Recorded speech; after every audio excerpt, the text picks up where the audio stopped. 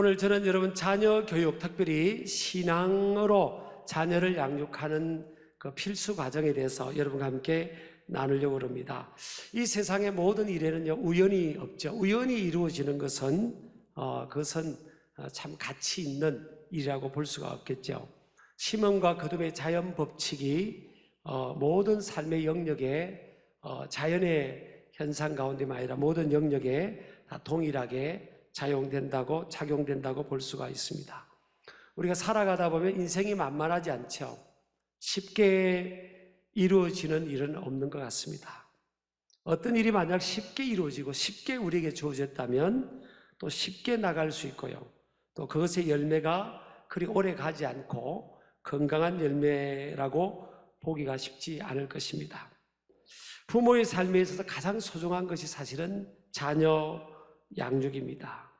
자녀를 키우고 양육하는 일보다 더 소중한 일은 없습니다. 성경도 자녀는 하나님의 주신 기업이라고 그렇게 말씀을 하고 있습니다. 그런데 우리가 소중한 일인 것을 알고 있음에도 불구하고 사실 가장 어려운 인생의 숙제가 자녀 양육이라고 하는 데 있어서는 부인할 사람은 없을 것입니다. 더구나 자녀 양육에 있어서 신앙으로 양육한다는 것은 더더욱 어려운 일이라고, 과제라고 볼 수가 있습니다. 그래서 우리 자녀를 양육하다 보면 인간의 한계, 우리 자신의 한계를 절감하고 또 우리가 얼마나 연약한 존재인지, 우리가 할 수 있는 것이 참 얼마나 적은지를 깨닫게 됩니다. 특히 우리 한 사람을 예수님을 믿게 하고 그를 하나님의 귀한 자녀와 일꾼으로 세우고 성숙한 신앙의 인격으로 세우는 이 일이 너무나 어려운 일이라서 하나님께서는 말씀을 통해 사도 바울을 통해서 하나님 말씀에 해산하는 수고의 과정이라고 말씀을 하고 있습니다. 갈라디아서 4장 19절에 보면 나의 자녀들아 너희 속에 그리스도의 형상을 이루기까지 다시 너희를 위하여 해산하는 수고를 하노니라고 말씀합니다. 여러분, 아이를 임신해서 태속에서 키우고 이 아이를 해산하는 이 과정은 한 여인의 인생 중에 가장 큰 고통의 시간이죠. 그래서 자녀를 신앙의 인격으로 세우는 이 일이 해산하는 수고, 한 여인의 해산의 고통과 같다고 사도 바울을 통해서 하나님은 우리에게 가르쳐 주고 있습니다. 그런데 우리가 이 어렵다고 해서 이 일을 포기할 수 없는 것은요, 왜냐하면 이 일은 이 자녀의 인생의 영혼을 결정하기 때문입니다. 자녀가 하나님 나라 천국에서 영혼을 보낼 건지 음부 지옥에서 영혼을 보낼 건지를 결정하는 일이기 때문에 우리는 이 일을 포기할 수가 없습니다. 마태복음 16장 46절에 보면 자기 목숨과 이 세상의 모든 것하고도 바꿀 수 없다고 그렇게 말합니다. 사람이 만일 온 천하를 얻고도 제 목숨을 잃으면 무엇이 유익하리요? 사람이 무엇을 주고 제 목숨과 바꾸겠느냐라고 말씀을 하고 있습니다. 그러니까 우리의 목숨과 이 세상의 모든 것하고는 바꿀 수 없는 존재라는 거예요. 한 사람의 생명이 그만큼 귀하다는 거죠. 더구나 이 생명은 영혼을 어디에서 보내느냐 하는 것이 신앙을 통해 결정이 되기 때문에 그만큼 중요하다고 볼 수가 있습니다. 그래서 부모 세대가 자녀를 신앙으로 양육하는 일에 실패하거나 열매를 맺지 못하게 되는 경우에 관해서 몇 가지 살펴보려고 합니다. 7가지를 쭉 제가 병렬식으로 나열을 하겠습니다. 첫 번째는 자녀의 신앙 양육의 최선의 타이밍을 놓쳤기 때문입니다. 여러분, 한 사람이 육체적으로 성장할 때도요, 어린 아이, 아기 때, 또 어린이 때, 청소년 시절에 이 영양 공급의 내용 컨텐츠 그런 것들이 다 다르죠. 그때 영양 공급을 해야 되는 거죠. 참 건강한 사람들 보면요, 아이 때 이렇게 충분하게 영양 공급을 받은 사람이 좀 건강하죠. 사실은 면역성 면역성에서도 좀 강하고 그렇습니다. 그래서 그 타이밍을 신앙의 양육에서도 놓쳐서는 안 된다는 거죠. 많은 사람들이 신앙생활은 나중에 커서 하면 되지 이렇게 생각하는 사람이 있다면요, 그건 굉장히 큰 잘못된 생각이라고 볼 수가 있습니다. 어린아이 때, 청소년 시기, 또 청년 시기, 장년 시기에 적절한 신앙의 양육과 건전한 환경이 자녀의 건강한 성장을 위해 최선이라는 거죠. 두 번째는요, 신앙이 그 어떤 것보다 중요함을 간과했다는 거죠. 신앙이 옵션 중에 하나고 나중에 해도 되고 지금 시급한 것부터 먼저 하라고 그렇게 생각했던 생각들. 제가 이제 어느덧 이제 시니어 목회자 위치로 점점 가다 보니까 목회자 세미나라든지 뭐 아주 나이가 젊고 어린 목회자들, 그런 목회자들 이렇게 만나고 상담도 할 기회가 있습니다만은, 그러면 뭐 우리 교회는 그런 분위기는 아니지만 그런 말들을 말합니다. 목사님 너무 힘들다고 합니다. 집사님 부부의 자녀를 주일날 안 보낸다는 거예요. 시험 기간이라고 해서. 심지어는 뭐 권사님 자녀들, 손자, 손녀도 교회를 안 보낸다는 거예요. 주일 시험 기간이면. 야, 참 시험 기간에 예수님 오시면 어떻게 하려고 그래요. 그래서 저한테 화소연을 참 많이 합니다. 여러분, 신앙이 우리 삶의 우선순위잖아요. 마태복음 4장 4절 보면 사람이 떡으로만 사는 것이 아니요 하나님의 입으로 나오는 말씀으로 산다고 했고, 마태복음 6장 33절에 너희는 먼저 그의 나라와 의를 구하라. 그리하면 이 모든 것을 너희에게 더하시리라 그랬어요. 먼저 하나님의 나라와 의를 구하라. 신앙이 우선이라는 거예요. 그래서 과거에 우리나라도 보면 이 군 문화에 있어서 군에 입대하는 장병들에게 권장했던 것 중에 하나가 한 종교를 갖자는 1인 1종교각교 운동. 저는 굉장히 건강한 사회와 그들의 미래를 위해서 중요한, 또 군생활을, 이 어려운 군생활을 이겨나갈 수 있는 중요한 그런 문화라고 생각했거든요. 요즘 그 문화가 없어서 참 안타깝게 생각하는데, 그때 지도자가 잘 생각한 거죠. 여러분, 유대인들 보세요. 유대인들이 지금 가만히 보면요, 세계를 다 뒤에서 리드하고 있는데, 지금 왜 미국이란 나라가, 미국과 저 멀리 떨어져 있는 이란이란 나라는 핵을 못 갖게 하고 또 이렇게 경제 제재를 하고 하는 거 하면요, 사실 옆에 있는 이스라엘 때문입니다.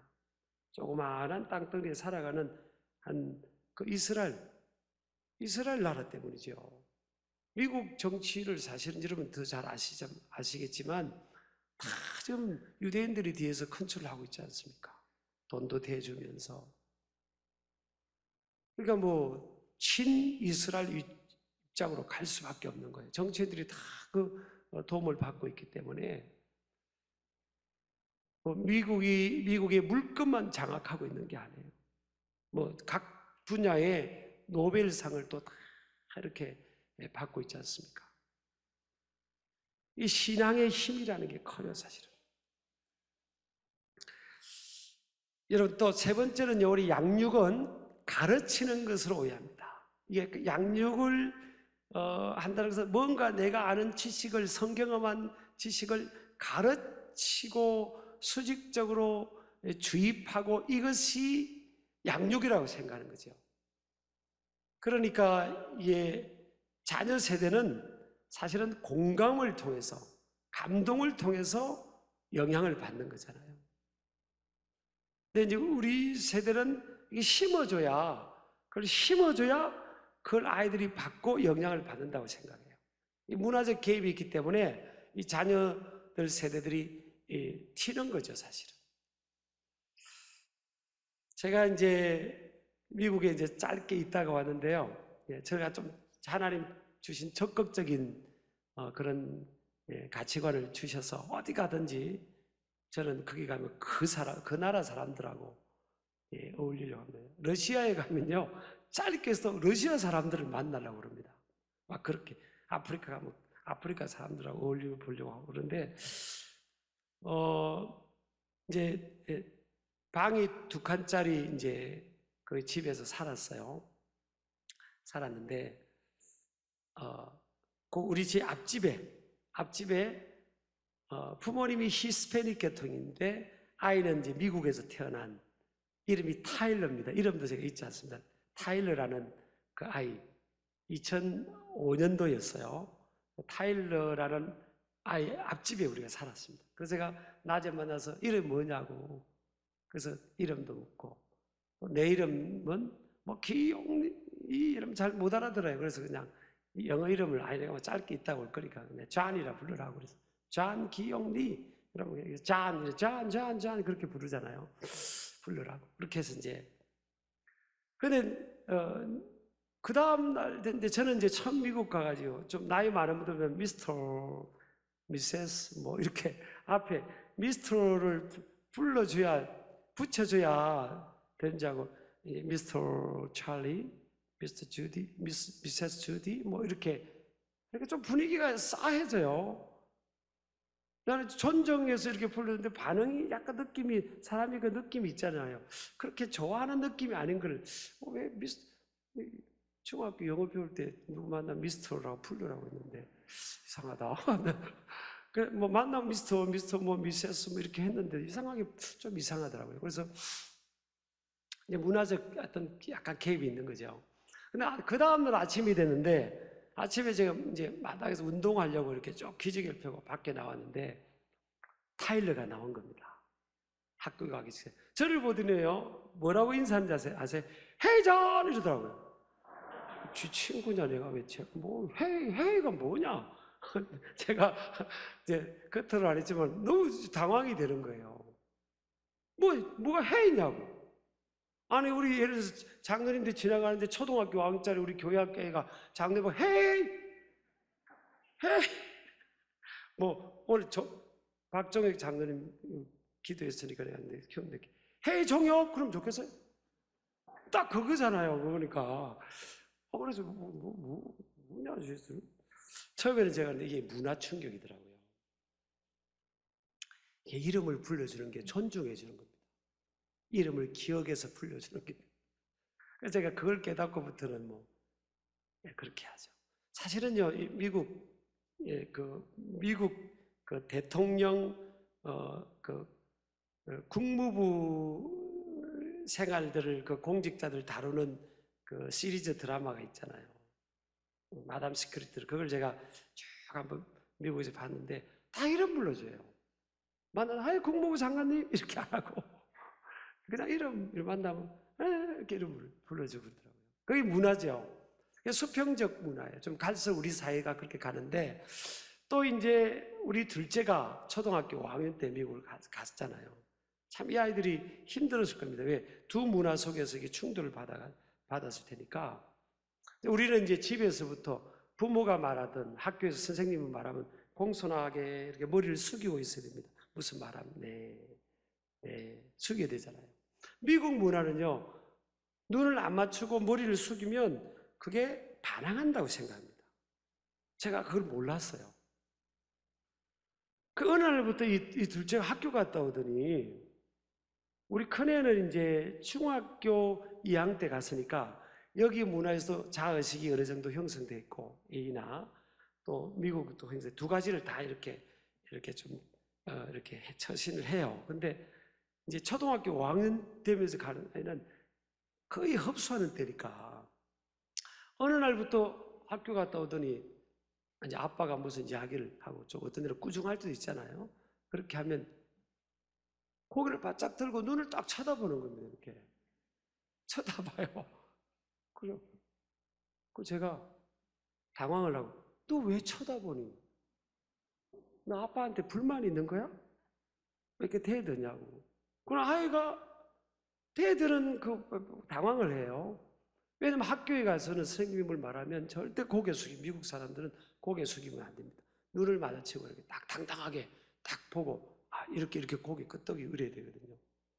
우리 한국은 부모가 뭘 말하거나 선생님 말할 때 당당하게 눈을 뜨면 왜 눈을 뜨고 노려보냐 이게 문화적으로 안 맞는 거잖아요. 지금 이 자녀 손들 세대가 다음 세대가 다 이런 문화입니다. 지금. 이 수평적 문화거든요.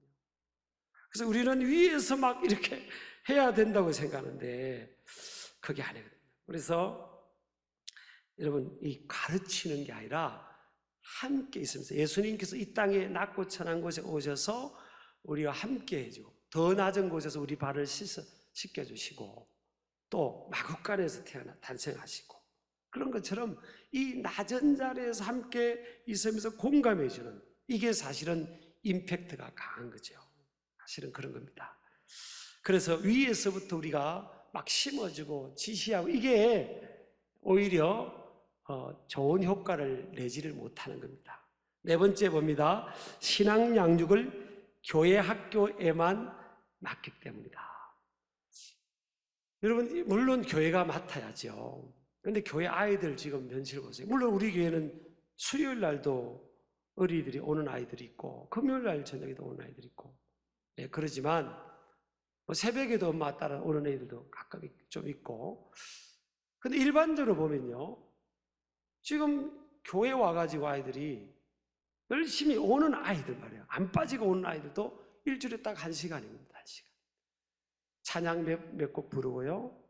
그리고 전도사님이나 목사님 말씀 15분, 한 20분, 길어도 20분 안에 듣고 그 다음에 반별 모임 선생님 장갑 갖고 헤어져요. 이게 다예요, 다. 다라고요. 요즘 이제 영상 컨텐츠를 좀 보내주기도 하지만 이게 근데 아이들은 학교에서 원통 아이들 안 믿는 아이들하고 어울려 생활하고요. 욕을 하지 않으면 아이들이 끼워주지 않고 자기들의 그 어떤 관심 분야에 그걸 같이 대화하지 않으면 끼일 수 없는 그 속에 생활하는 크리스찬 부모의 가정의 자녀들이에요. 그러니까 이게 교회 학교에서 이걸 다 감당할 수 있는 시간적 여유가 없어요. 그래서 여름이든 겨울이든 이런 시간에 2, 3일을 모아가지고 아주 농축적으로 임팩트가 있는 교육과 그런 그 어떤 영적 터치가 돼야 되는 거죠. 그게 굉장히 중요한 겁니다. 어떻게 보면 이 수련회나 성경학교가 1년 농사와 같다고 볼 수 있어요.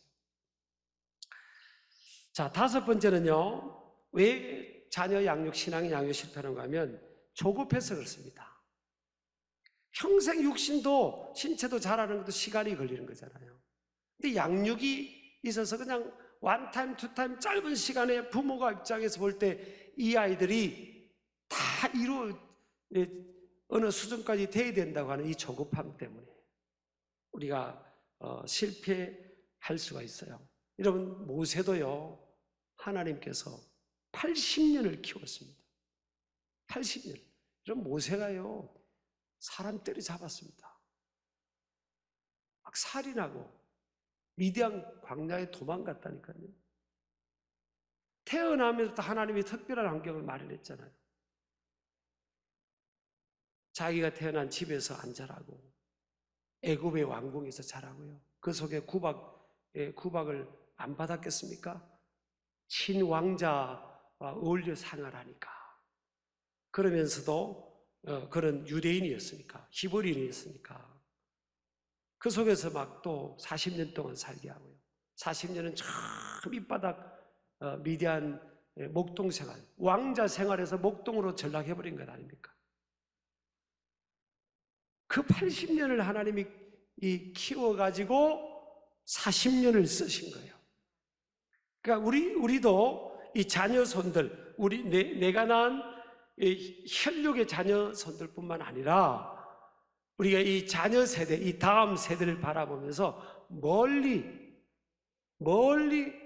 넓고 깊게 멀리를 봐야지. 그냥 내가 원하는 이 시점에서 이 아이가 완전히 변화되고 내가 원하는 모습으로 커주기를 원하다가는요, 여러분 우리가 쉽게 지칠 수 있고요. 또 당사자, 그 양육의 대상인 그 당사자들도 튈 수가 있는 거죠. 그래서 이 자녀의 신앙 양육에 있어서 조급함으로 해서 좌절하고 포기하려고 하는 마음들이 있는 겁니다. 근데 여러분, 성 어거스틴이라는 사람은요, 초대교회의 위대한 교부였지 않습니까? 근데 그는 뭐 각종 여성들하고 그냥 방탕한 생활을 하고요. 그리고 이단 사상에 빠지기도 하고 별 그냥 방황하다가 어머니가 끝까지 포기하지 않고 기도해서 나중에 그가 탕자가 성자가 됩니다. 2000년 교회사에서 위대한 교부 중에 한 사람이 되잖아요. 따라서 기도는 응답된다. 자, 마지막에 7번째 그 실패의 이유 중에 하나가요, 기도를 통한 성령의 역사. 기도가 부족해서, 기도의 어떤 소홀함 때문에 회심과 부흥이 열매가 맺어지지 않는 그런 경우들이 있었다는 거예요. 오늘 이 바울이 이 디모데를 보면서, 이 디모데는 그 가정이요, 아버지가 안 믿는 사람이었습니다. 그리고 아버지는 헬라인이었고 어머니는 유대인이면서 예수님을 믿는 사람이었어요. 그러니까 다문화 가정에서 자랐고, 다문화 가정에서, 다인종 다문화 가정에서요, 그리고 아버지는 불신자, 아버지를 바라보면 안 믿고 있고 세상의 방식으로 살아가고 있고, 어머니는 믿는 어머니였어요. 그 속에서 지금 디모데가 굉장히 혼란 속에서 자랐을 거 아니에요. 그런데 결과적으로 보면 바울이 가장 만나고 싶었던, 죽기 전에 만나고 싶었던 그 한 사람이 디모데였습니다. 디모데후서는 바울의 죽기 직전에 기록된 하나님의 말씀이거든요. 그리고 디모데는 이제 65세 때 소아시아의 가장 큰 교회자, 대표적인 교회였던 에베소서 교회 담임 목회자가 됩니다. 그리고 80세, AD 80년에 그런 순교를 하게 됩니다. 우리 어떻게 보면 가장 잘 자란 인물입니다. 다인종 다문화 가정에서, 아버지가 믿지 않는 이 가정에서 디모데가 하나님의 은혜로 잘 자란 거예요. 그리고 귀한 목회자로 하나님의 사람으로 자랐고요, 위대한 신앙의 위인이 되었고, 사도 바울이 꼭 죽기 전에 만나고 싶은 그 한 사람이 됐잖아요. 여러분, 적금을 탈 때 여러 번 부으면 만기 때 많이 타잖아요. 적게 부으면, 횟수가 적으면 적게 타는 거 아닙니까? 적게 붓고 많이 타려고 하는 사람인데 그건 도둑이죠. 아닙니까? 하나님 앞에 자녀를 위한 기도도요, 그렇게 적금 드는 것 같습니다. 그래, 내가 적금을 많이 붓자. 여러분, 성 어거스틴이 아까 제가 예를 들었지 않습니까? 2000년 교회사 위대한 별이 됐는데 그 어머니의 기도 시간은요, 끝이 없는 세월이었습니다. 그 기도가 쌓여서 그런 인물이 나온 거예요.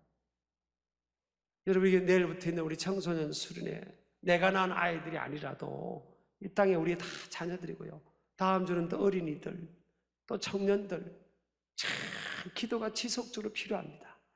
그 하나님의 영이 역사해서 그들이 이번에 변화가 되고 삶의 전환이 일어나고 그런 역사가 일어나게 될 줄을 믿습니다. 그 신앙의 양육의 필수 과정 한번 같이 하겠습니다. 5가지 따라합시다. 가정, 교회, 만남, 그 다음에 지속적인 기도, 격려와 말씀입니다. 우리 아이들이 지금 보세요, 코로나 이런 상황을 뚫고 아이들이 오는 겁니다. 아이들이, 여러분, 우리 아이들이 예수님 대하시듯이 하자고요. 섬겨주고 기도해주고 격려해주고 축복해주고 잘 섬겨줬어요. 하나님, 이 아이들이 나중에 변화돼서 제2의 디모데가 나오고요, 제3의 디모데가 나오고 또 제2의 바울이 나오고 그런 거잖아요. 그런 역사가 일어나게 될 줄을 믿습니다.